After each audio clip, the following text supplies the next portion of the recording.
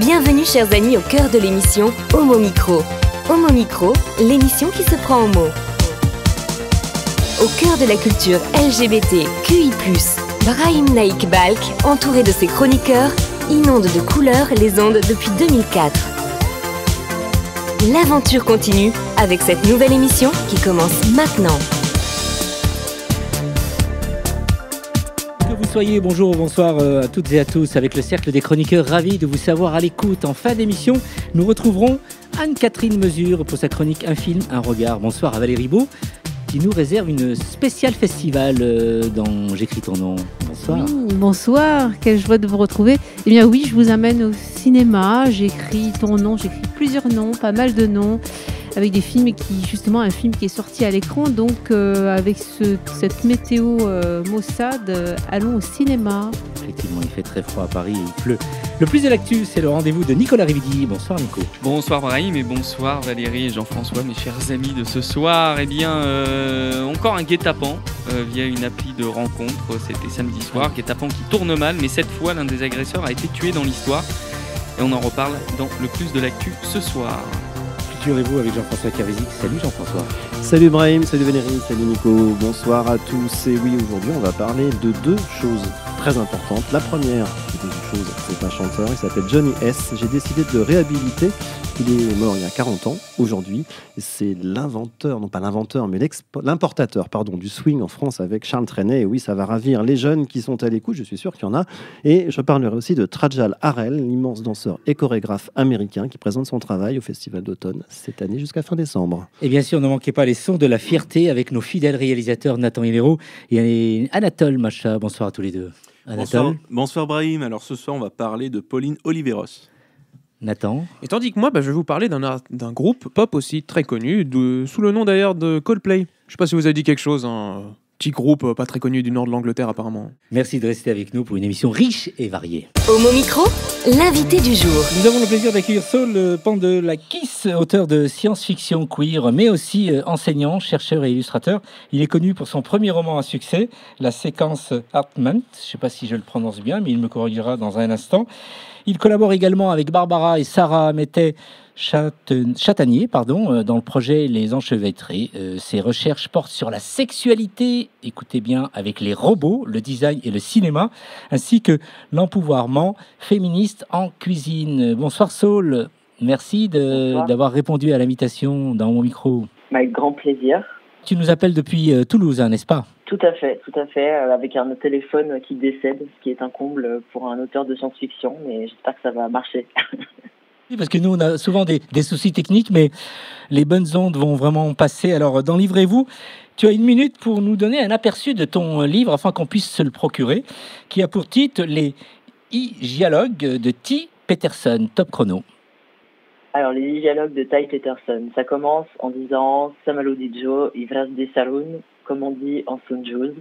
Ça veut dire « bonjour, meilleure salutation ». Alors, cette langue, le Sunjuz, j'imagine que vous ne la comprenez pas. Et c'est bien normal, parce que c'est une langue que j'ai inventée et qui est parlée par des extraterrestres qui sont arrivés sur Terre en 2002, mais rassurez-vous, dans une réalité alternative à la nôtre. Alors, il faut se représenter qu'un de leurs vaisseaux a atterri sur Central Park à New York et a bouleversé la vie des habitants et habitantes de cette ville. Et pour se déplacer dans cet univers uchronique, eh bien, on suit Ty Peterson, une Française expatriée, lesbienne aussi. Tous les matins, elle se rend dans le centre qui a été construit autour du vaisseau des Tsunjus, donc ces fameux extraterrestres. Et là, elle s'assied devant un de leurs représentants qui s'appelle Akarna Sassari. Et ensemble, cet extraterrestre et cette terrienne vont avoir des dialogues dans lesquels ils sont séparés par une vitre. C'est pour ça qu'on les appelle des zygialogues. Ça vous rappellera le bon temps des zygiaphones. Et grâce à cette vitre, ou malgré elle, Ty et Akarna Sassari vont apprendre à se connaître. Tandis que Ty, elle essaye de réparer son cœur froissé par une amoureuse, évidemment, toujours. Comment est née l'idée de ce roman et pourquoi sur les extraterrestres ? Alors en fait, c'est un roman un peu bizarre parce que c'est un roman de commande. À l'origine, moi j'étais en train d'écrire toute autre chose, plutôt une histoire, une fiction politique assez proche de la fantaisie. Et puis Antoine Mottier, qui est le collaborateur de mon éditeur Jean-Marie Guater, donc deux formidables Rennais, eh bien m'a dit tu voudrais pas faire un petit livre ensemble. Et je lui ai dit je serais ravie de le faire. Il imaginait quelque chose avec un essai théorique, avec une interview, plein de choses. Et puis j'avais pas d'idée. Et puis un jour j'ai eu un rêve. Et dans ce rêve, m'est apparue cette vision d'un extraterrestre séparé par la vitre, mais comme on voit ça aussi beaucoup au cinéma. Et puis après, j'ai tiré ce petit fil-là, les personnages se sont épaissis, il y a tout un univers qui s'est déployé, et puis surtout, il y a eu tout le travail sur la langue Sunjuz, parce qu'à partir du moment où je me suis dit que j'allais faire parler des extraterrestres, je me suis dit que ce serait vraiment super chouette d'imaginer comment ils parlaient, et de faire tout ce travail linguistique et typographique qui, à mon avis, est une des choses les plus importantes dans le livre. Les choses, quel est le contexte de l'arrivée des extraterrestres sur Terre en 2002 et comment cela a-t-il bouleversé la vie des habitants de New York, une ville que tu connais d'ailleurs? Ouais, alors c'est une ville dans laquelle j'ai passé pas mal de temps. Alors moi, je vivais pas du tout à Manhattan, je vivais à Brooklyn. J'ai jamais réussi à m'y installer. J'aurais voulu. Mais du coup, j'ai beaucoup d'attaches affectives. Hein. Bon, elles sont aussi présentes physiquement dans le livre parce que la couverture a été réalisée par Amélie Mancini, qui est une très bonne amie avec qui je suis partie aux États-Unis pour la première fois. Et c'est vrai que j'imaginais assez bien ces extraterrestres arriver un peu comme dans les films, avec fracas. Mais je trouvais presque absurde qu'ils atterrissent finalement sur le plus gros espace apparemment vide dans la ville de New York, à savoir Central Park. Par contre, moi, dans le roman, j'ai à cœur de ne pas donner tous les détails de cette arrivée en 2002. On l'apprend petit à petit, par bribes, puisque l'action, elle se passe en 2017 pour le roman qui est Les Igélogues de Ty Peterson. Et après, on a, pour ceux et celles qui auraient envie, il y a une petite nouvelle qui fait suite et qui raconte ce qui se passe 10 ans plus tard en suivant un autre couple de héros, un couple gay d'ailleurs. Mais donc on sait juste qu'ils sont arrivés. On ne sait pas très bien quelles sont leurs intentions. On suppose qu'elles ne sont pas belliqueuses puisqu'on est encore là. Mais à partir de là, ils vont être absolument enfermés dans leur vaisseau et va venir une situation de crise avec une espèce de bâti architectural entre le checkpoint et la prison, qui constitue un dispositif super déterminant dans la manière dont on a accès à elle et eux, quoi. Dire un peu plus sur Ty Peterson, la protagoniste française expatriée. Quelle est sa routine quotidienne et quel est son lien avec les extraterrestres, Saul? Alors Ty, elle est plein de choses en fait. Je pense qu'elle représente pas mal aussi les années que j'ai passées à faire des allers-retours entre la France et New York. Il faut imaginer que c'est une personne qui va pas très très bien. Voilà, elle s'est fait briser le cœur par une amoureuse ou une personne qu'elle espérait voir devenir une amoureuse. Par ailleurs, elle a un métier particulier qui est médiatrice. Donc c'est ce job en fait très spécifique qui consiste à aller parler aux extraterrestres. Et donc son travail, il est à la fois documentaire et linguistique. Elle est là pour parler, pour avoir des conversations. Elle est littéralement payée pour tchatcher, si on veut. Alors elle est très guidée, tout ça est très encadré. Et en même temps, elle a des petits espaces de liberté où elle peut, comme ça, parler à cet extraterrestre. Et puis, elle a des liens amicaux et affectifs, notamment avec DeAndre, qui lui a un autre travail, il est documentaliste, donc c'est un petit peu différent. Et puis on en apprend un petit peu plus sur DeAndre dans la nouvelle. Et aussi, elle vit avec une femme significativement plus âgée qu'elle, qui s'appelle Ruth, qui est une femme hétéro, qui en est un peu revenue des hommes, je pense, et qui pour le coup est un hommage aux femmes que j'ai connues à New York quand j'y suis allée. Et elle a une vie un petit peu embêtante quand on arrive dans les igéologues. Mais bien sûr, je reste pas dans la routine et au bout d'un moment, il va se passer des choses qui font que ça dérape quand même. Alors justement, à propos du titre, les igéologues, en quoi sont-ils importants dans l'histoire entre Ty et Akar Nassasari? Alors c'est important parce que ce qui m'intéresse beaucoup dans l'écriture, c'est les modes de relation. C'est comment, alors ça vient aussi du fait que je sois prof de design, m'intéresse évidemment beaucoup à l'architecture, à tous les dispositifs spatiaux. Et du coup, leur relation, elle peut pas être amicale. Parce qu'à partir du moment déjà où elle est payée pour ça, Ty, à partir du moment où Akar Nassasari, il est quand même enfermé, il est le captif involontaire de son vaisseau, Et puis il y a toute cette architecture, il faut descendre au sous-sol, il faut rentrer dans une salle, elle ne peut pas parler tant que le rideau n'est pas levé, donc c'est extrêmement contraignant. Et en même temps, cette contrainte extrême va quand même leur permettre de développer des petites zones, je ne sais pas comment on pourrait dire, d'utopie ou d'hétérotopie. Et c'est un peu tout mon objectif politique dans l'écriture, c'est de montrer que même dans des espaces très très très contraignants, on peut ménager des moments où on a, comme on dit aujourd'hui, de l'agentivité ou de la capacité d'agir. Et les dialogues, c'est aussi presque un gag parce qu'on sort de 3 ans de Covid. On a vu revenir les vitres, les séparations entre les êtres humains, des formes de dispositifs disciplinaires un petit peu inédites. Et moi, ça m'a vraiment beaucoup rappelé les hygiaphones dans les années 80 et 90. Et je trouvais hyper intéressant de faire revenir cette forme obsolète et de montrer qu'elle pouvait être très très actuelle dans un futur proche en fait. Comment cela affecte-t-il son parcours dans l'histoire pour venir à Ty Peterson? Pardon? Je demandais en fait comment cela affecte-t-il son parcours dans l'histoire pour revenir à Ty Peterson. Alors comme tu le vois, comme là je ne t'entends pas dans le téléphone, il y a vraiment c'est extrêmement déterminant dans le sens où, alors je dis pas exactement comment, sinon je spoil, mais il y a un moment où Ty et Akarna Sassari pètent un peu les plombs et vont décider à tout prix de faire plier ce dispositif. Ça détermine aussi les choses parce que c'est très scripté, c'est-à-dire que quand elle rejoint Akarna Sassari dans sa cabine, elle est censée lui parler de certains sujets, elle a des dossiers, elle peut pas aborder les sujets qu'elle veut. Alors après, dans un second temps, ils ont un moment qui s'appelle le free talk, dans lequel ils peuvent un petit peu se dire ce qu'ils veulent, et là c'est un peu plus de la conversation ordinaire et libre, mais c'est un espace de liberté qui est très très délimité. Et puis en fait, ces conversations, elle les tient pas pour le plaisir, évidemment. Derrière, elle doit rendre des dossiers, elle rend des comptes à son patron, qui est une figure un petit peu paradoxale et ambivalente, qui s'appelle Corbin. Et elle essaye de négocier. Et elle le dit tout le temps. En tout cas, moi, j'essaye d'explorer ça, c'est-à-dire la manière dont elle est à la fois victime du dispositif et en même temps, il faut bien qu'elle s'invente autre chose, sinon c'est insupportable. Et tout ça, évidemment, en étant quand même assez dépressive et en ayant un petit cœur brisé, j'y tiens. Je pense que c'est pas un détail dans l'histoire. J'ai autour de moi pas mal de personnes qui sont dans la recherche, qui vont intervenir. Une dernière petite question. Ça demande un peu, comment dirais-je, beaucoup d'imagination pour écrire ce type d'ouvrage. Tu t'es inspiré un peu de gens autour de toi, des personnalités autour de toi, que ce soit des amis ou autres? Alors, la réponse est forcément oui. Mes personnages sont toujours des fusions de gens autour de moi. Après, moi, je mets un point d'honneur à jamais m'inspirer d'une seule personne parce que ça me semble un petit peu abusif et je ne trouverais pas ça très correct. C'est-à-dire vraiment de projeter une personne entière que je connais et d'en faire un personnage. Je trouverais que ce serait un peu instrumentalisant ou objectifiant.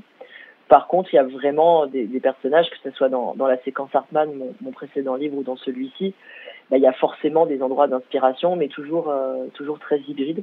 Alors oui, mes amis, c'est vrai, ça peut être aussi des qualités de relation. Par exemple, dans la nouvelle qui fait suite aux dialogues, qui s'appelle Suntown, on est à la découverte d'un couple gay un peu vieillissant, qui a du mal à se réinventer au bout de 10 ans de relation. C'est très clair que j'y ai mis beaucoup de tous les couples gays que je connais depuis des années. Mais voilà, pas uniquement. Je pense que c'est aussi inspiré par des couples hétéros. C'est une fusion de plusieurs choses.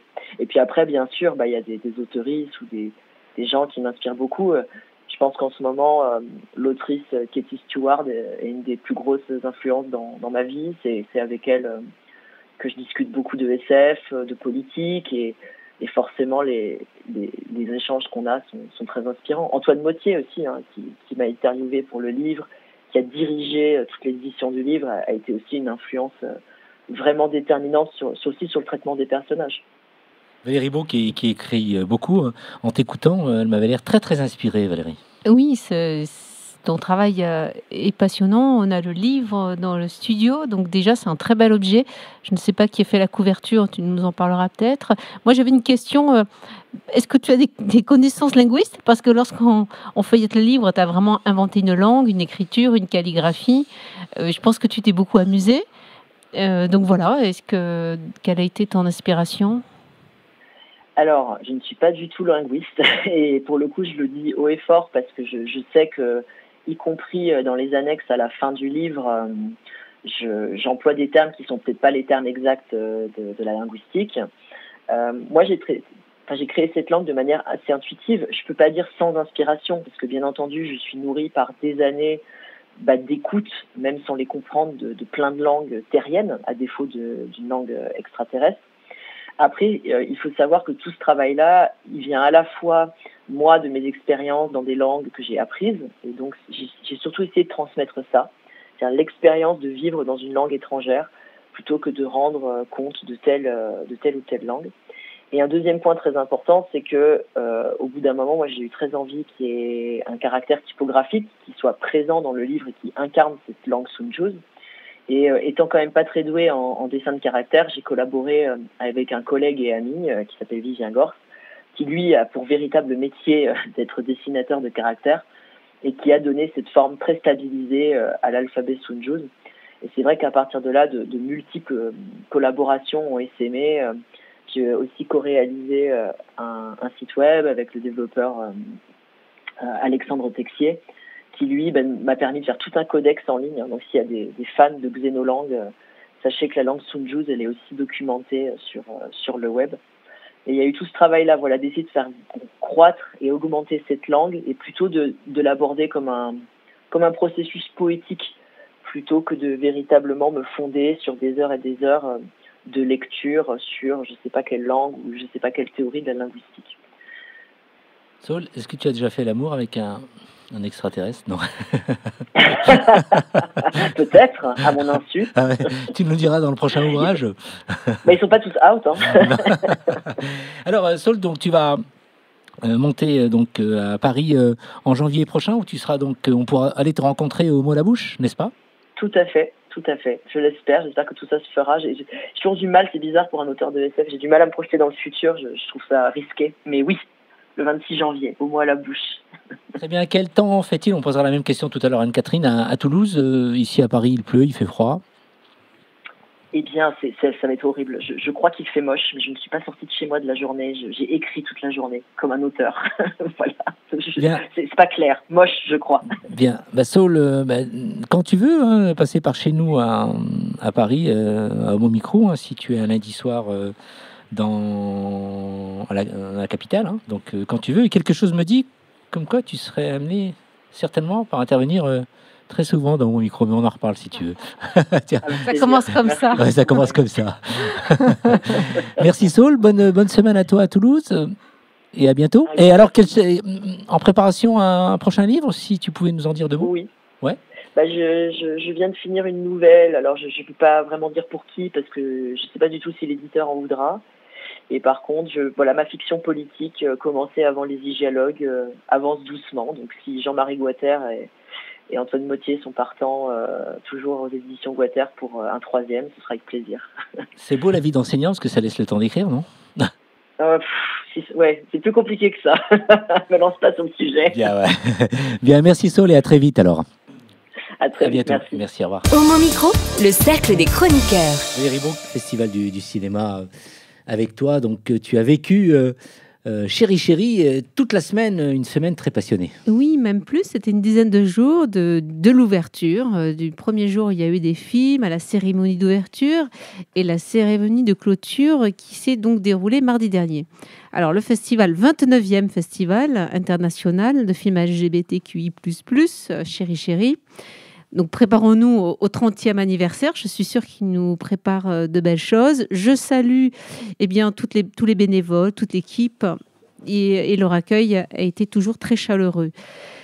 Il y a eu 73 longs métrages présentés, 66 courts métrages, 41 nationalités. C'est un festival qui prend de l'ampleur et qui a connu un franc succès avec plus de 17 000 entrées. Donc au moment où on se plaint que les salles se vident, lorsqu'on fait des propositions stimulantes, le public est là et vive le public LGBTQI+, et les alliés qui vont au cinéma. Alors la cérémonie d'ouverture, ça a été l'occasion de découvrir un film. Alors, j'espère vous donner très envie. Il sortira le 14 février 2024. C'est une très belle histoire. Le titre, c'est Sans jamais nous connaître d'Andrew Haight. Alors, le sujet, Adam est un scénariste et Harry, son mystérieux voisin. Ils se rencontrent après s'être mutuellement épiés par la fenêtre de leur appartement d'un immeuble londonien dont ils sont les seuls habitants. Déjà, on est dans une situation un petit peu habituelle. À mesure que leur relation romantique grandit, Adam retourne dans la maison de son enfance où il découvre que ses parents, décédés depuis longtemps, à ses 12 ans, apparaissent, tous deux vivants, et semblent avoir le même âge que le jour de leur mort. Il y a plus de 30 ans et lui a vieilli. Le réalisateur nous livre une fable troublante et intimiste sur l'amour, le deuil, l'enfance, où le rêve se mêle constamment à la réalité. Il nous balade avec poésie. On se demande est-ce que je rêve, qu'est-ce qui est vrai. Enfin, bien sûr, c'est un film, une fiction, mais dans quel point il nous balade? Est-ce que tout cela est vrai? Sommes-nous plongés dans un monde imaginaire? C'est-à-dire que peut-être il est en train d'écrire un scénario et on se balade dans son scénario. On se laisse emporter, jamais égaré. Il nous entraîne avec poésie et tendresse, très important, la tendresse dans ce film, dans les méandres d'un mélange intemporel. Et dans les rôles principaux, saluons Andrew Scott et Paul Mescal, qui sont vraiment très beaux et d'une sensibilité, une authenticité remarquable. Donc retenez le 14 février. Alors j'ai envie c'est une sélection, pas forcément des films primés. Silver Hayes, c'est l'histoire d'une infirmière qui a 23 ans à Londres. Elle a été grièvement blessée par un incendie et elle rencontre une patiente et il commence à se nouer une relation. C'est une personne, Flo, qui est assez fantasque et en fait elle renoue avec la vie dans cette relation, mais ça nous amène encore ailleurs sans jamais se perdre aussi. C'est la force de ces deux films et qui ont tous les deux beaucoup de poésie et là pour inventer, faire famille et une paix, une résilience et des fois on se dit oh là là mais où ça va nous mener, et puis on réatterrit quand même sur quelque chose de très sensible, et le film vient tout juste de sortir en DVD. Je vais vous parler à présent d'un documentaire, et lui il a été primé. Alors lorsque je l'ai vu, il m'a fait vraiment une forte impression. C'est un documentaire réalisé par Joris Lachaise, qui est un Français. C'est un documentaire franco-colombien. Alors, c'est un documentaire passionnant et engagé qui mêle de façon étonnante amour et politique, bien au-delà d'un simple récit sentimental. Il ausculte comment, dans la société colombienne, la sphère intimiste peut bouleverser nos lois sociétales. En fait, il y a en prison la formation d'un couple entre un membre de la guérilla et une femme, Laura, qui est transgenre. Et à partir de là, ce mouvement, on va dire, politique, et même qui était plus que politique, qui était dans la lutte armée, eh bien, lui-même sensibilisé par la cause LGBT et devient allié à la cause LGBT. Et tout par cette relation, parce qu'au début, ils disent mais qu'est-ce que tu fais? Enfin, il est presque rejeté de son mouvement. Et ensuite, il y a une prise de conscience, et c'est absolument passionnant comment une histoire d'amour, finalement, d'un des leaders de la guérilla, enfin bon, bref, vous m'avez compris, et qui finalement change complètement. Ils se rencontrent, ils se découvrent, ils deviennent des alliés dans une société pour laquelle ce n'est pas facile. Et sur le fond et sur la forme, le film est remarquable. Et sachant que Laura est emprisonnée pour encore 53 ans et un comité est autour d'elle. Voilà, tapez Transfariana et soutenons Laura puisqu'il faut réouvrir son procès. Alors, pour la cérémonie de clôture, alors là, c'est formidable. Le temps d'aimer. Il est sorti au cinéma donc le mercredi. Nous l'avons vu mardi soir. C'est un film de Catel Kelevere avec Anaïs de Moustier, Vincent Lacoste et Paul Beaurepaire. Alors, l'histoire est inspirée de la grand-mère de la réalisatrice, mais après, c'est une histoire, on va dire, une fiction. Cela commence pendant la Seconde Guerre mondiale. Madeleine est tombée amoureuse d'un soldat allemand. Donc voilà, une histoire d'amour, va dire, flash, qui dure 15 jours.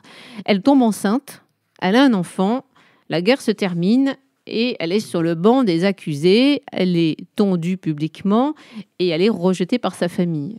Il n'empêche qu'elle élève cet enfant, elle travaille comme bonne serveuse dans un hôtel en Normandie sur la côte, qui est fréquenté par la clientèle, on va dire, bourgeoise. Et là, elle fait une rencontre extraordinaire, François. Et François, sans raconter l'histoire, on va dire que Le Temps d'aimer traite de la bisexualité. Donc c'est sur le temps d'une vie, parce que ça nous amène, je ne sais plus quand ça s'arrête, mais l'homosexualité n'est pas dépénalisée, en tout cas, l'après-guerre qui est extrêmement violent par rapport à l'homosexualité. Et il aime cette femme. Je vous en dis pas plus, mais en termes de visibilité, de questionnement, il est juste. Et c'est un très très très beau film, vraiment, pour enfin mettre à l'écran la bisexualité de façon sensible, intelligible. Bravo en tout cas à la réalisatrice et au comédien et à la comédienne. Une réussite, on peut dire, dans l'ensemble ? Oui, et je le suis depuis quelques années. On peut dire que même il monte en puissance, il monte en niveau. Puis voilà, il y avait aussi pas mal de femmes réalisatrices, on va dire plus que dans la moyenne nationale générale. Il prête sur toutes les sensibilités et ça permet une visibilité de films qui parfois restent trop souvent confidentiels, qui déjà trouvent un public. Et puis, ça pourrait stimuler aussi les distributeurs, les producteurs, parce que c'est l'enjeu. Et on sait que ce type de film comme Transfariana, c'est très très important, et pour le travail des réalisateurs, de ceux qui se sont engagés, et puis de les faire connaître. Ouais. La parole circule, qu'est-ce que vous avez retenu ? Est-ce qu'il y a des films, Jean-François ? Écoute, moi, le All of Us Strangers, le tout premier, je crois, dont tu parlais, qui sort le 14 février, moi, l'idée de passer la Saint-Valentin avec Paul Mescal et Jamie Bell, je t'avoue, je ne suis pas contre du tout. Voilà. Le dernier, avec Vincent Lacoste, je voulais le voir, il est sorti depuis quelques temps, je ne l'ai pas vu, mais il faut vraiment, vraiment aller le voir, parce que les critiques sont magnifiques. Le jeu, j'en ai vu quelques extraits, est parfait. Comme tu le disais si bien, la bisexualité est tellement bien montrée, tellement belle dans ce film qu'il faut absolument aller le voir. Nicolas ?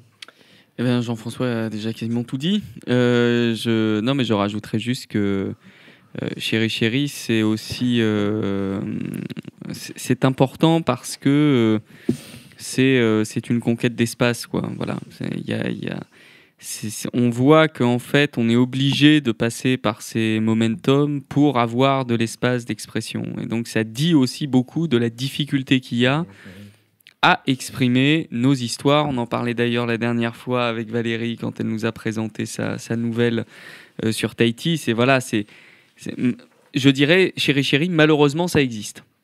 Voilà, parce que en fait, dans un monde idéal, Chéri Chéri ne devrait pas exister. Ouais. Les artistes, les cinéastes, les cinéastes, les actrices, les acteurs devraient pouvoir exprimer ces histoires-là sans qu'il y ait cette nécessité de mise en avant, et encore mise en avant qu'on doit beaucoup au réseau des cinémas MK2 qui soutient le festival depuis déjà très longtemps. Donc on voit que c'est pas non plus UGC, c'est pas non plus Gaumont. Voilà, donc ça dit aussi beaucoup de l'engagement qui est nécessaire pour faire exister cet art-là. Et voilà. Alors, c'est pas contre Chéri Chéri évidemment, mais malheureusement, ça existe. Ouais.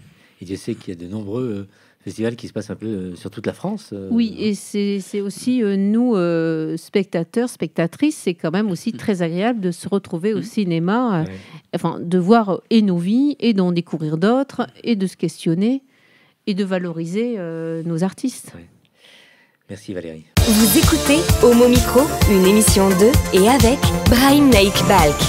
Et nous enchaînons par une première pause musicale de la fierté avec Nathan Hilero. Oui, tout à fait, Brahim. Alors, ce soir, je n'ai pas préparé de chronique. Je vous le dis, honnêtement, c'est pas que je n'ai pas eu le temps, c'est faux. Tout simplement, ce que je voulais juste dire, c'est qu'on a eu un très bon invité, déjà en première partie. Et hier, quand j'ai consulté un peu autour de moi, parce que j'ai revu quelques amis, je leur ai dit, voilà, si vous voulez écouter ce soir Homo Micro, il y aura ça qui va passer. Ils ont vu le premier invité, ils ont dit, attends, je connais au fait le livre. Et le livre, comme ça parle un peu d'aliens, du coup, tu peux essayer de trouver des trucs essaye de trouver des sons qui sont autour des aliens ou quelque chose comme ça. et de la relation. Je dis, ok, bon, bah, je vais essayer de trouver. Alors, forcément, en faisant mes recherches, bah, je suis tombé sur, naturellement, un des plus grands compositeurs de l'histoire de la musique de film au cinéma, qui n'est d'autre que John Williams. Voilà, on va pas se mentir, il a fait beaucoup de très très grandes bandes originales aussi. Cependant, il y a un artiste sur lequel je voulais m'attarder, et au fait, c'était Coldplay. Pourquoi ? Parce que Coldplay, littéralement, quand j'ai cherché juste dans leur discographie, je suis tombé sur un morceau qu'ils ont sorti. Leur album, il me semble que leur album est sorti il y a 4 ans ou 5 ans de ça, dans ces environs-là, en tout cas dans ces eaux-là. Ils ont sorti du coup un très gros album qui a plutôt bien marché. Bon, ça n'a pas fait non plus tous les gros chiffres. Ça n'a pas non plus été parmi les... Ça a été, en son temps, ça a été un top-seller, mais disons que par rapport à ce qu'ils ont fait auparavant, ça s'est pas aussi bien vendu. Cependant, il y a une chanson que j'ai retenue à l'intérieur et qui correspond bien à ce que Saul Pandelakis a expliqué dans son livre et à ce qu'a dit aussi en plus par rapport au dialogue de Ty Peterson.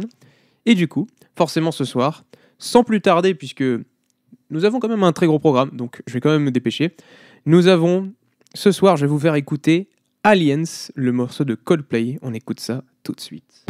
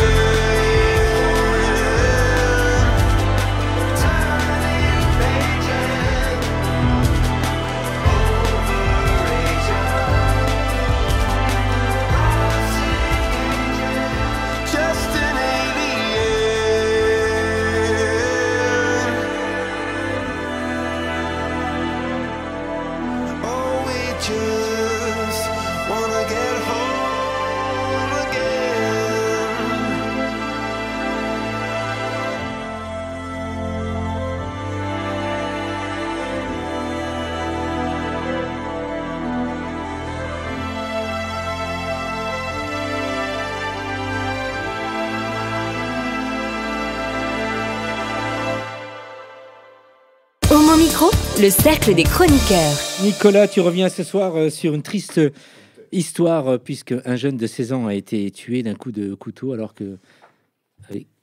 qu'avec deux autres comparses, ils avaient piégé un homme sur une appli de rencontre. Alors là, C'était dur à dire cette question, Brahim. J'ai l'impression la prochaine fois j'écrirai plus gros ou j'écrirai plus simple. Non, c'est pas ça. C'est que pendant que j'avais pris la parole, vous étiez en train de parler tous les deux. C'était un peu gênant. Ah voilà, ça va être de notre faute en plus. Alors je vais recommencer. Alors Nicolas, tu reviens ce soir sur une triste histoire, puisque un jeune de 16 ans a été tué d'un coup de couteau, alors qu'avec deux autres comparses, ils avaient piégé un homme sur une appli de rencontre. Ça m'est souvent arrivé d'ailleurs. Exactement, ils auraient piégé en tout cas un homme. Oui, Brahim, malheureusement, on ne compte plus les agressions survenues lors de pièges tendus sur les applications de rencontres. Alors ici, ce qui surprend, c'est qu'un des agresseurs a perdu la vie. En général, ça se finit pas de cette manière-là, et souvent les victimes sont autres. Alors on va essayer quand même ce soir d'aller au-delà du bienfait pour sa gueule épidermique et probablement compréhensible dans une certaine mesure, pour essayer de comprendre pourquoi ce retour de bâton n'est pas forcément le bienvenu. Parce que oui, à force de se faire casser la gueule, il est difficile de dissimuler une forme de joie quand on apprend que l'arroseur a fini arrosé. Mais passé ce sentiment de satisfaction animale et fugace, il est clair que rien n'est vraiment solutionné, c'est même tout l'inverse. Retour aux faits, dans la soirée de samedi, et d'après les informations actuellement disponibles, qui restent cependant à vérifier, un homme convient d'un rendez-vous via Tinder en extérieur. En arrivant, il se retrouve face à 3 personnes, dont au moins un mineur. Les agresseurs en veulent visiblement à son smartphone et à son argent. Les coups pleuvent, il n'est pas précisé dans la presse à ce stade si l'homophobie était ou pas l'un des moteurs du guet-apens. Alors l'homme se défend à l'aide d'un couteau, donc celui qui est agressé, qui est tombé dans le piège, et blesse l'un des agresseurs mineurs à l'épaule et au poumon, ce qui entraîne le décès de l'adolescent peu de temps après, malgré les tentatives de réanimation et l'arrivée des secours. Alors les 2 autres agresseurs ont pris la fuite et n'ont toujours pas été identifiés. L'auteur des coups de couteau, lui, a été hospitalisé et placé en garde à vue. Alors certes, le sursaut de l'homme piégé lui a sans doute évité d'autres blessures plus graves, mais il n'en demeure pas moins vrai que jamais la mort ne doit être considérée comme une option parce qu'elle est sans issue, à commencer par la personne agressée qui n'obtiendra jamais réparation et pourra évidemment aussi faire l'objet de poursuites pénales. Les agités du couteau qui pullulent sur les réseaux sociaux ne valent pas mieux en fait que les piégeurs de Tinder. Alors qu'est-ce que cette histoire dit de notre société, Nicolas ? C'est difficile de tirer des conclusions générales sans risquer des surinterprétations, évidemment, c'est un fait divers. Néanmoins, quelques éléments mettent en lumière une situation de nature à rehausser l'échelle de la violence. Tout d'abord, préméditer une agression en sélectionnant une victime sur un service de rencontre, en usurpant ou en inventant une identité, découle d'un cynisme et d'une violence organisatrice qui ne peut qu'inquiéter. Il faut noter que ce sont souvent des hommes gays ou des femmes d'ailleurs qui sont visés par ce genre d'action sournoise. D'un autre côté, se promener avec un couteau sur soi, en permanence, être capable de l'utiliser en situation de danger, en portant un coup, même à un agresseur, dénote aussi une forme de préparation, voire d'usage antérieur. Il ne s'agit pas ici de dire le bien ou le mal, ou qui a raison ou qui a tort. Le fait est que lorsqu'il y a un mort, c'est un mort de trop. En corollaire, l'idée d'une déresponsabilisation en mode « il m'agresse, je le bute, s'il ne m'avait pas emmerdé, il serait toujours en vie » dit aussi beaucoup des tenants de cette spirale morbide. Rappelons ici que la légitime défense s'évalue au tribunal, notamment avec une jauge qui est la proportionnalité de la réponse. Au jeu du coup de couteau en réponse au coup de pied, il n'est pas évident que la justice se range du côté du coup de couteau. Comme d'autres cas de coups ayant entraîné la mort, l'usage du flingue, du couteau, de la baramine ou du marteau est fait pour blesser grièvement et la plupart du temps pour tuer, pas pour immobiliser ou s'accorder un répit permettant la fuite. Il n'est pas possible de se satisfaire de l'accident et en la matière, la société a autant la main sur l'arme que le tueur. Mais alors quelles sont les solutions ? Évidemment, si elles étaient simples, elles seraient déjà en œuvre. En tout cas, on espère. Parce que cette violence dit beaucoup de nous aussi. Et nous sommes aussi, du coup, les principaux tenants des solutions, mais nous ne sommes pas les seuls. Ce qui est certain, c'est que les plateformes de rencontres doivent être en première ligne dans la lutte contre ce genre de guet-apens. Elles ne peuvent pas passer leur temps à se défausser en expliquant qu'elles ne sont pas responsables des agissements de leurs utilisateurs et utilisatrices. À cet effet, un meilleur contrôle de l'identité à l'entrée, par exemple, pourrait dissuader certains actes délictueux. Mais comme il ne faut pas ignorer non plus la capacité de l'être humain à emmerder son voisin, même en sachant qu'il risque quelque chose, la question de se préparer à faire face à ce genre de piège n'est pas illégitime non plus. C'est d'ailleurs l'enseignement des groupes d'autodéfense noirs des années 50-60 aux USA qui ont théorisé la défense minoritaire en palliatif à une force publique à la fois souvent défaillante et également elle-même agresseur à certaines occasions.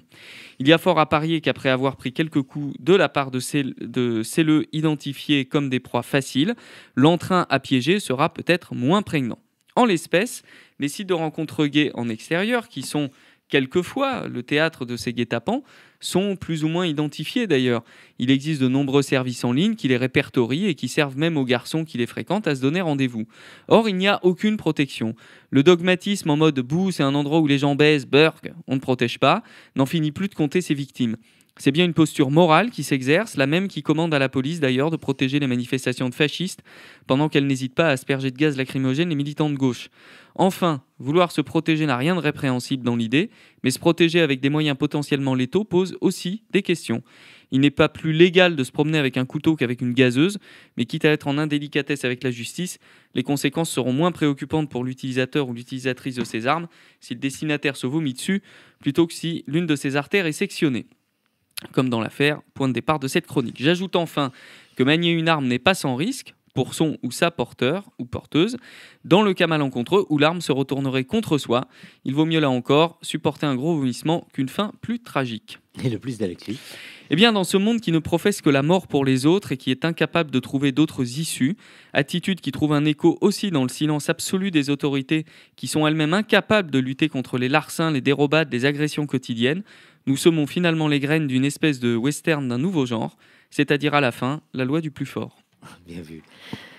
On pourrait tout simplement aussi, on va dire, abandonner un peu les applications de rencontres et plutôt favoriser les vraies rencontres dans les bars, dans les saunas et tout ce qu'on peut imaginer comme établissement, Jean-François. Mais tu sais, Brahim, que dans les bars, j'aime bien observer, moi, en fait, ce qui se passe, les groupes d'amis, les gens, etc. Bon, quand tu vas dans des bars, quels qu'ils soient d'ailleurs, un peu uniquement des bars gays, tout le monde est sur son portable. Alors, je vais peut-être faire vieux con en disant ça, mais tout le monde est sur son portable. Et il m'est arrivé, il n'y a pas très longtemps, dans un bar du Marais, de voir des potes, enfin des gens d'une trentaine d'années, qui étaient tous avec leur portable. Et je suis passé... pour aller jusqu'au bar derrière eux et j'ai vu qu'ils étaient tous sur Grindr. J'ai trouvé ça assez évocateur de la société. Les gars, ils se retrouvent. Je sais pas quel était leur degré d'intimité par ailleurs entre chacun, mais ce qui était assez intéressant, c'est que finalement, ils se parlaient pas. Donc, ils ne se draguaient pas. Et au-delà de ça, ils étaient tous sur Grindr pour ne pas finir la soirée ensemble, j'imagine. Je sais pas. Enfin, ça en dit long quand même. C'est terrible, ça, Nicolas. Ouais, moi, je milite pour baiser avec ses potes, en fait. D'abord, c'est sympa. Oui. Ensuite, c'est moins dangereux. Et du coup, ils sont faciles à rencontrer. Oui. Ah bah, ça me fait penser juste à une toute petite anecdote à propos de baiser avec ses potes. Ah oui, mais elle ne me met pas en cause, je suis désolé. J'ai entendu un mec un jour dire j'ai rencontré un tel et un de mes potes, et l'autre à côté lui dit vous avez baisé ensemble. Voilà, c'est assez révélateur des amitiés homosexuelles. C'est-à-dire qu'on part du principe que les potes que l'on a forcément couché avec à un moment. Voilà. Et le mot, c'est vraiment le mot baiser, c'est pas coucher. C'est pour ça que je l'emploie. C'est pas le plus élégant qui soit, mais en tout cas, c'est la phrase que j'ai entendue. Valérie, on abandonne les applications de rencontres? L'originalité, ce serait un café où finalement on devrait mettre son téléphone dans un petit coffre et l'originalité, ce serait café sans portable. Osez vous parler. Alors en fait, ça existe déjà. Alors dans des endroits où les téléphones sont pas tant confisqués temporairement pour cause de messages, mais pour cause de photos, et notamment dans certains clubs de sexe ou certaines soirées où il y a ça. Oui, c'est pour éviter les photos surtout. C'est ça, mais c'est pour éviter les photos, mais de facto, du coup, tu n'as plus ton portable. Donc, et si tu veux t'occuper, tu es obligé de parler aux gens. Et en fait, c'est vrai que ça met un rapport complètement différent. Parce que, pour l'avoir vécu à certains moments, tu es dans le fumoir, au lieu de regarder ton téléphone et de passer le temps avec ta clope qui se consume, tu as un mec en face de toi. Et tu discutes avec. Et ça, c'est quand même, je trouve ça quand même super sympa. Oui, mais imagine que le mec en face de toi a sous le bras, parce que même s'il est sans téléphone, il peut avoir un livre, l'anthologie de la poésie française. De qui? De Georges Pompidou. C'est bien à celle-là que je pensais. Voilà. Alors j'ai recopié le poème Océanonox de Victor Hugo quand j'étais en classe de primaire dans mon cahier de poésie à partir de cette anthologie de Georges Pompidou. Qui au passage est magnifique. on est obligé de lui reconnaître ça. Merci Nicolas, mais vous savez que Nathan, il a le téléphone sous la main et je suis sûr qu'il est sur un site de rencontre déjà ou une application. Il va peut-être tout nous dire. Merci Nicolas. Oui, Nathan? Pas du tout. Vrai ou faux? Pas du tout. Merci Nicolas. Homo Micro, le cercle des chroniqueurs. Figurez-vous au programme ce soir le chanteur Johnny S, prince du swing, Trajal Harel, danseur et chorégraphe. Il est l'invité du festival d'automne jusque fin décembre 2023, Jean-François. Et oui, j'ai aujourd'hui eu très envie, pour le 40e anniversaire de sa disparition, de vous parler d'un jeune homme, toujours jeune, puisqu'il a arrêté sa carrière assez tôt, qui s'appelle Johnny S. Sur la base d'un livre de Jean-Pierre Pastori, qui est journaliste et historien de la danse d'origine suisse, comme quoi on peut parler musique et danse en même temps. Il a écrit un court texte biographique sur le chanteur-compositeur Johnny S. Johnny S mérite une réhabilitation, en tout cas à mon sens, au panthéon du swing et du jazz. Ce Johnny S est né en Suisse, il est pianiste et compositeur doué. Il rencontre Charles Trenet en 1933. Première passerelle entre la France et la Suisse, le duo va produire un nombre de chansons rythmées et intenses que la France n'a pas du tout l'habitude d'entendre. Comme Je suis swing, Ils sont Zazou, Sous le lit de Lily. De 1933 à 1936, la chanson est révolutionnée et bascule dans le jazz et le swing, ce qui avant ne se faisait quand même pas vraiment, on était toujours dans le cabaret, pratiquement, ou dans la chanson réaliste. Et grâce à Johnny S et Charles Trenet, on est passé un cran au-dessus. Le duo se sépare en 1937, chacun prend sa route, et Johnny a du mal à retrouver le succès après la guerre. Il est très bon compositeur, il est bon chanteur, mais malheureusement il est très dépensier, il a une vie nocturne assez intense, malgré un mariage qui lui donnerait une très bonne situation financière, mais on est à saltimbanque jusqu'au bout. Il restera pour toujours donc le prince du swing, du jazz, à l'image de ses héros, Duke Ellington, Cab Calloway, auquel il a emprunté l'art du scat. Le premier à avoir fait du scat en France, c'est Johnny S. Voilà, il est mort il y a donc 40 ans, tout juste, et j'avais très envie de le réhabiliter, parce que j'avoue que c'est pas quelqu'un que j'écoute tous les jours, mais je suis retombé sur des enregistrements justement à cette occasion, et ça vaut vraiment le coup. Si vous avez Spotify, Deezer ou autre, n'hésitez pas. Et je vous conseille aussi ce livre écrit par Jean-Pierre Pastori, qui est un éminent spécialiste de la danse et de la musique. Johnny S, prince du swing, aux éditions Infolio Presto. Et puis le festival d'automne 2023, mais à l'honneur, le danseur et chorégraphe Trajal Harel. Alors, effectivement, le festival d'automne, Brahim, est un grand festival qui a lieu du mois de septembre au mois de décembre chaque année. Donc, il y en a à peu près pour tout le monde, théâtre, danse, musique. Et cette année, l'invité vedette est le chorégraphe américain. Il s'appelle Trajal Harel, c'est pas si facile à dire. Il est donc l'invité fil rouge. Trajal Harel, en fait, a cette faculté de confronter l'histoire de la danse contemporaine avec sa construction, son histoire personnelle. Il s'appuie souvent sur une trame dramaturgique. Ça peut être l'histoire des États-Unis, ça peut être, puisqu'il est black, la lutte des Afro-Américains pour les droits civiques. C'est un combat qui lui tient à cœur. Il a aujourd'hui une 50aine d'années, donc il a un recul sur son pays et sur la nécessité de toujours veiller à ses droits. On lui doit notamment une série de ballets qui s'appelle 20 Looks of Or Paris is Burning at the Judson's Church. C'est pas si facile à dire. En fait, il y a 20 regards sur Paris en train de brûler. En gros, ça a été présenté il y a quelques années. C'est un peu sa pièce maîtresse. Et il présente en décembre The Romeo, qui est inspiré de la pièce de Shakespeare. On imagine bien.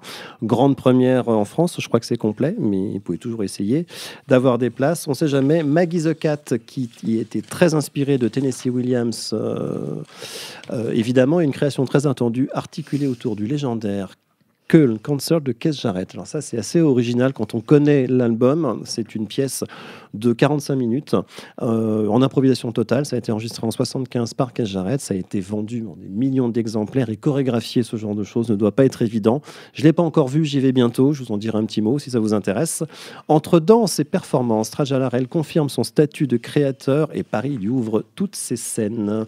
Je précise que Trajal Harel est chorégraphe et résident à je vais peut-être y arriver à le dire correctement, c'est de l'allemand, Schauspielhaus de Zurich. Voilà. Si vous voulez plus d'infos, Brahim, et j'en termine là, vous allez sur le site du Festival d'automne à Paris. Vous allez voir, tout est consigné. Et puis vous pouvez aussi aller sur le site du Théâtre National de Chaillot.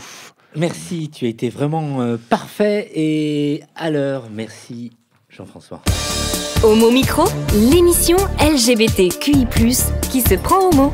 Nous allons donc enchaîner donc avec le dernier son de la fierté, Anatole. Et oui, et ce soir, nous allons parler de Pauline Oliveros, qui était une compositrice américaine, accordéoniste et théoricienne de la musique, qui a eu un impact sur la musique contemporaine, et particulièrement dans le domaine expérimental et électroacoustique.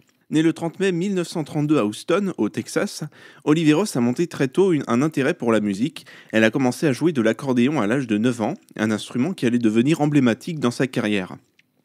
Elle a étudié la composition à l'université de Houston, puis l'université de Californie à San Diego, avec des compositeurs renommés tels que Robert Erickson. Pauline Oliveras était une pionnière dans le développement de la musique électroacoustique durant la même période que Pierre Schaeffer. Elle était associée à la philosophie du mouvement Deep Listening, une approche immersive de l'écoute attentive qui invite les auditeurs à se connecter plus profondément avec le son. Cela influençait à sa propre approche de la composition, encourageant des environnements sonores riches et complexes. L'accordéon, souvent perçu comme un instrument traditionnel, était au cœur de ce travail.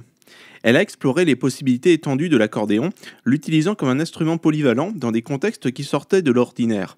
On retrouve souvent des mélodies en drone, c'est-à-dire en forme de longues tonalités simples, et elle a également été l'une des premières à intégrer des technologies électroniques dans ses performances, en cherchant à repousser les frontières de sa musique contemporaine et créer, si on devait le dire comme Raymond Murray, construire non pas un morceau, mais des paysages sonores.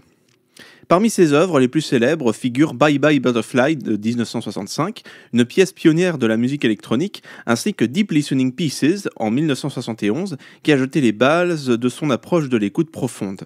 Son œuvre The Well and the Gentle en 1985 est un exemple aussi de sa capacité à créer des espaces sonores médiatifs et immersifs. Mais en plus de sa carrière en tant que compositrice et interprète, Pauline Oliveros est aussi une éducatrice passionnée. Elle a enseigné dans plusieurs institutions, notamment à l'Université de Californie à San Diego et à Rensselaer Polytechnic Institute, où elle a fondé le programme de musique intégrée. Elle a été une figure influente dans la création de communautés musicales collaboratives et inclusives. Elle a aussi fait des TED Talks, dont un disponible sur YouTube sur les modes d'écoute que je vous invite fortement à écouter. Oliveros a reçu de nombreuses récompenses pour son travail exceptionnel, notamment le prix John Cage en 2012 et la médaille nationale des arts en 2015. Pauline Oliveros a laissé un héritage important dans la musique contemporaine et en particulier dans le côté concret et quasiment acousmatique de la musique qui avait hérité de la composition de Pierre-Henry et Schaeffer. C'est d'autant plus pertinent en sachant qu'Oliveros est lesbienne. En somme, en plus de nous apprendre à écouter et de repenser la relation entre l'auditeur et le son, elle nous apprend aussi à comprendre que, en dépit de la norme, les voix les moins orthodoxes sont souvent les plus passionnantes et aussi doivent être mieux inclus et reconnus dans ce grand panthéon qu'on appelle la musique avec un grand M. Et donc du coup, pour ce soir, je vous propose d'écouter l'un de ces morceaux, Chaos, Chaos, Chaos.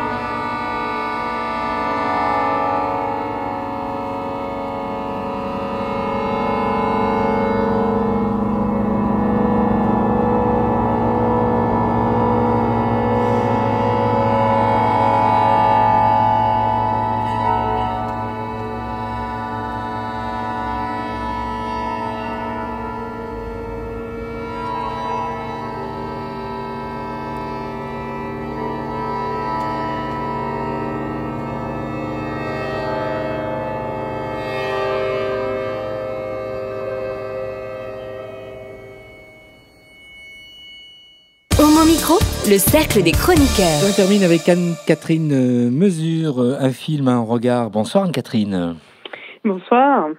Merci de nous rejoindre alors pour nous parler de quelle sélection ce soir? Alors, c'est le film Levante, qui est un film brésilien. C'est le premier long métrage de la réalisatrice Lila Ala. Et il sort le 6 décembre en France. Il a été sélectionné auparavant au Festival de Cannes, là, le dernier. Et il a reçu aussi un prix du Festival du cinéma d'Amérique latine à Biarritz, cette année, là, en septembre. Alors, le résumé du film, c'est dans un quartier pauvre de Rio de Janeiro. Il y a une équipe de volley féminine, inclusive, qui participe à un championnat et elles espèrent fortement gagner. Elles ont un match décisif à jouer. Et au sein de cette équipe, il y a une jeune femme qui a 17 ans, qui s'appelle Sofia, qui est leur meilleure joueuse et qui pourrait carrément avoir une carrière sportive par la suite. Et là, elle apprend tout simplement qu'elle est enceinte. Et c'est bien sûr une grossesse qui n'est pas désirée, et sans hésitation, elle veut avorter. Sauf que se pose la question de comment faire dans un pays où l'avortement est illégal et où il y a encore une grande partie de la société qui est ultra conservatrice sur le sujet. Alors elle se met à chercher différentes pistes pour pouvoir avorter, et notamment sur Internet. Et donc là, elle va tomber sur un réseau plutôt religieux qui va essayer de lui mettre des bâtons dans les roues au maximum. Donc l'intérêt de ce film, le regard particulier du film, c'est d'évoquer déjà le sport inclusif et les LGBT au Brésil. Dans ces dernières années où ils ont dû résister quand même fortement au mandat de Bolsonaro. Il y a aussi, bien sûr, le droit des femmes, avec en particulier celui d'avorter quand la grossesse n'est pas voulue, et le poids de la religion, et notamment des évangélistes, qui sont à la pointe des mouvements anti-LGBT et anti-féministes en Amérique latine. Et donc, dans le film, on voit ça se mettre en place, une sorte de piège qui lui est tendu, et ensuite une traque qui est menée contre elle. Et on voit la propagande qui est mise en place avec de l'intimidation et de la violence verbale qui passe carrément à la violence physique. Et ce que j'aime particulièrement, c'est cette espèce de renouveau du cinéma brésilien qui a continué à produire des œuvres de résistance sous le mandat du président Bolsonaro, alors qu'il avait quand même baissé les budgets de la culture et tenu à diverses reprises des discours antiféministes et anti-LGBT. Et Levante est ainsi, pour moi, un film queer et féministe intéressant qui montre le courage d'une partie de la jeunesse brésilienne qui ose s'affirmer face à une société patriarcale et très conservatrice.